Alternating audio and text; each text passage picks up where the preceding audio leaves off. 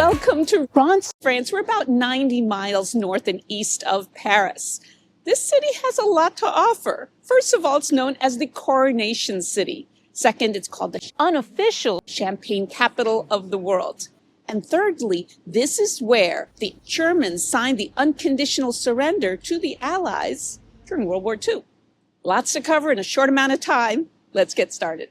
Walking around Reims is a feast for the eyes as the building styles range from the medieval Romanesque to Art Deco. This is even more remarkable when you learn that 80% of the city was leveled during World War I, and World War II was even worse. You can even see bullet holes in some of the buildings, a sad reminder of the war's devastation. Apart from what I just told you, Reims also has the distinction of having an UNESCO World Heritage Site.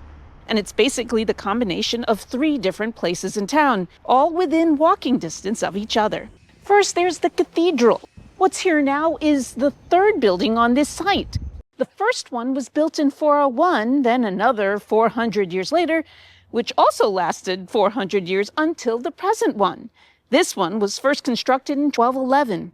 It's larger than Paris's famous Notre Dame Cathedral, but it was built in a mere 60 years. It has more than 2,300 statues. One of the statues you should seek out is the Smiling Angel.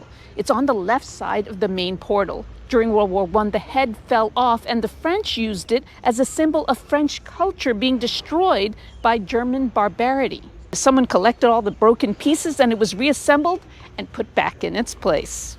This is where the first king of France, Clovis, was baptized in 496. There's even something that marks the spot. Clovis was the country's first Christian king, and he helped spread Christianity throughout the land. For 800 years, 33 kings were crowned in Reims, and 25 of them in the cathedral. Right outside the cathedral, you'll notice some serious excavations going on. What they're finding are the foundations of the previous cathedrals built here, and a Roman megastructure dating back to about 1,800 years ago, giving historians valuable insight into the Roman life of this region. The second of the 3 parts of the UNESCO designation, the Palais du Tau. It was initially built in the 4th century as a home when the Romans were still occupying the city. But after a fire, it was rebuilt in the 13th century. These days, it's a museum for the valuable treasures that were in the cathedral. Bad timing for us. It's being renovated, so we can't go inside. Still, it's easy to add to your itinerary in Reims because it's literally next door to the cathedral. Walk about 20 minutes and you'll come upon the 3rd and last part of the UNESCO site, the Benedictine Abbey of St. Remy. The abbey itself is now just ruins, but the abbey church is still very much standing and was built between 1005 and 1170. Since we're not in the center of town, it's much less crowded here, so for that reason, it's a great place to check out. One place we missed out on is the Crytoportique. It points to the city's early history that includes an occupation by the Romans. The Crytoportique is a network of corridors under the city that were used to store grain in the 3rd century. There are 5 registered ones in the world, with this one arguably the most well-preserved. It's free to get in, but the hours of operation are limited and only open between May and September. As I told you at the start, Reims is where the Germans signed an unconditional surrender on May 7th, 1945. Walk 5 minutes from the train station to the Muséum de la Reddition, or Museum of the Surrender. During World War II, it was the supreme headquarters of the Allied Expeditionary Force, or in short, the headquarters of the Supreme Allied Commander in Europe, General Dwight Eisenhower. While the building is now mostly a high school these days, the museum part has preserved the map room where the signing took place. Plexiglass has kept the room pretty much as it was 80 years ago. Why then is Victory in Europe Day celebrated on May 8th and not May 7th? Because there was a second signing the next day. Why? Because the Soviets questioned the legitimacy of the first signing. They wanted a more formal one done in the heart of Nazi Germany power. That would be Berlin. If you want to check this place out, keep in mind it's closed on Tuesdays. Now that we've immersed ourselves in the history of Reims, or as the locals call it, Reims, let's learn about something that's specific to this region: champagne making. The champagne industry here is huge. There are roughly 16,000 wine growers here, and this tour will take us to a handful and a bonus visit to the tomb of the champagne pioneer, Dom Perignon. You have the map of the Champagne region. So I've picked you up in Reims. So we say Reims, we do not say Reims, just for you to know. The whole process of the champagne making, it starts during the harvest. So around 150,000 people coming to help us because we need to pick up the grapes only by hands.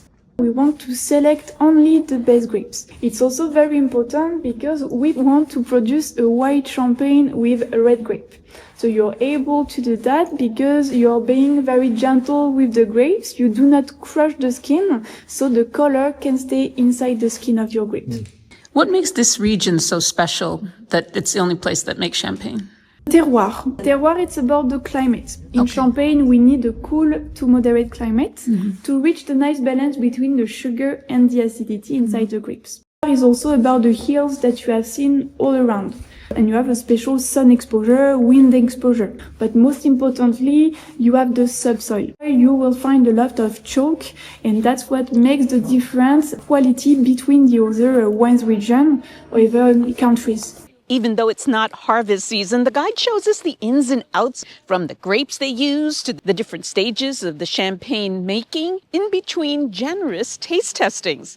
This one is really fruity. Toasty, nuts aromas in this one. Oh, thank you.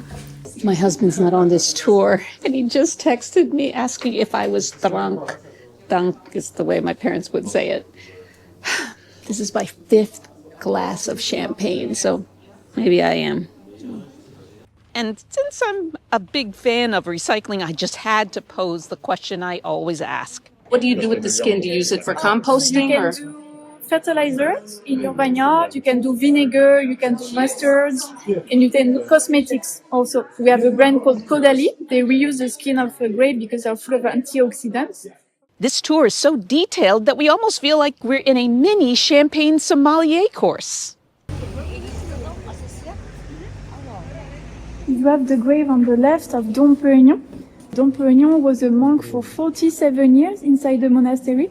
Here we call him the spiritual father of Champagne because he is the one who understood a few things about the process.